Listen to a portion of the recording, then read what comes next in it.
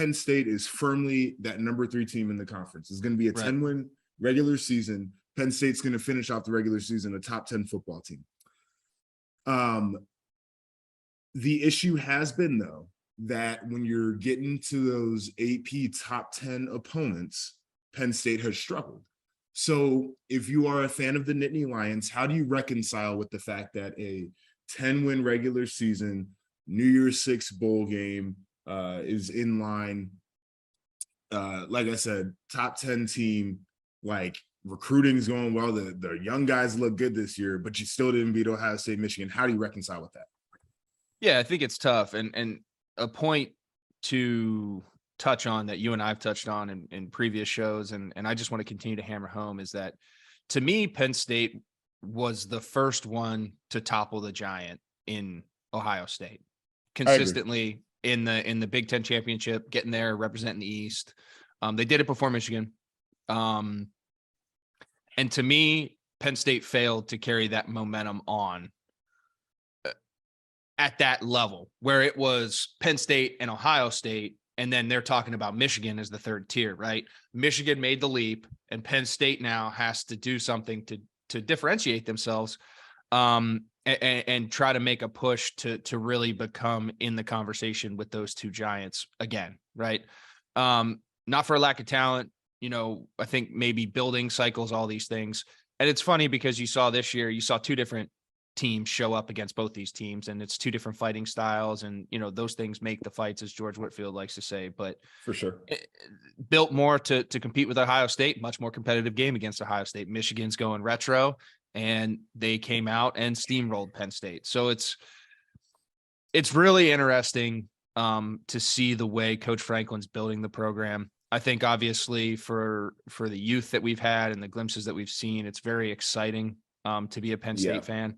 But I think the biggest hurdle for us, reconcile it, deal with the two losses, however you want to deal with it. They're both top 4 football teams in the country, and they have been all year. So again, two different types of losses, but 2 losses nonetheless to really good football teams that are highly regarded across the country. And I think the way you get over this hurdle is get into one of these New Year's Six games. You're going to get a great opponent, whether it be a Pac-12 opponent, possibly another SEC opponent. You got to win. You can't put a showing on like you did against Arkansas last year. You have to win this one and really send the momentum heading into winter workouts, heading into spring ball in the right direction.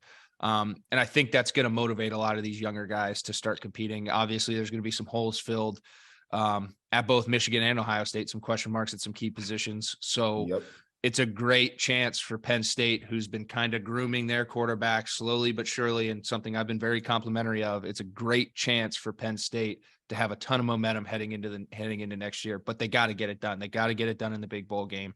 And it's going to be, like you said, against the favorable top 10 matchup. And that's something Coach Franklin's got to prove to everybody.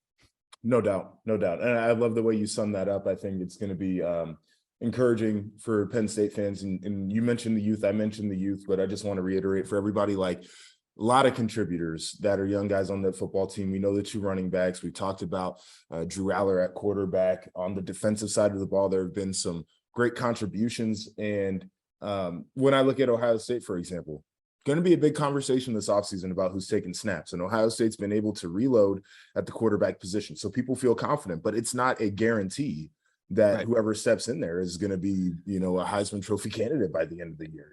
Super interesting too, because you've seen flashes with Kyle McCord, right? And I've talked about the kid, obviously really talented, came out of South Jersey area, played. He's a really good football player, and we've gotten to see him play really well. But that's the interesting part, because like you look at big picture, you look at DJ down at Clemson, and we got to see him throw for 450 yards in South Bend, and everyone was really excited. And then when he got the chance to take over the reins, it just really didn't click. Obviously, there's a lot of other factors that go into it, but that's something to pay attention to, right?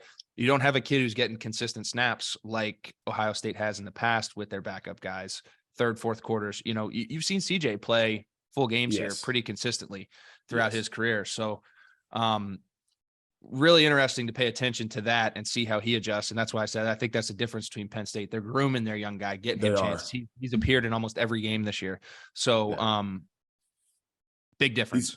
He's getting valuable reps. And that is the one thing I worry about with Kyle McCord. And I've got a lot of respect for the kid because he's been patient in a day and age where kids do not do that. So I think he's cut from a different cloth. The talent certainly is there, but that's the one thing is you cannot manufacture game reps. It's not something that you can just, oh, you know, we did a practice drill. It's like, yeah, but it's so different than actually being in the game. You know this as well as anybody, especially at the quarterback position.